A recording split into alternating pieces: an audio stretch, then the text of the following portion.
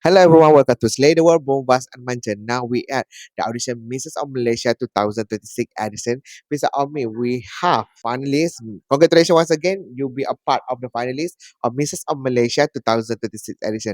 Maybe we can start from you. Maybe you can introduce of yourself. Mungkin boleh perkenalkan diri anda. Okay, nama saya Nabila, berumur 24 tahun, berasal dari Rawang, Selangor.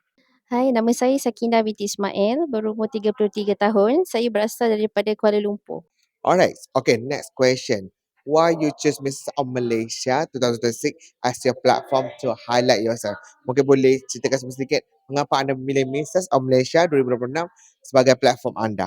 Kenapa saya memilih Mrs. of Malaysia? Kerana saya ingin memberi inspirasi kepada wanita yang sudah berkahwin di luar sana. Walaupun anda sudah berkahwin, itu tidak bermakna cita-cita kita terhenti ya. Kita tetap kena teruskan apa yang kita nak sampai kita dapat. Saya memasuki Mrs. of Malaysia kerana saya ingin mencabar diri.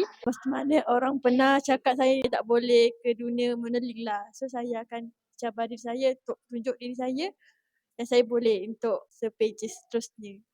Wow, that's wonderful from both of you. So I wish you best of luck in journey Mrs. of Malaysia 2026 edition. See you again and bye-bye.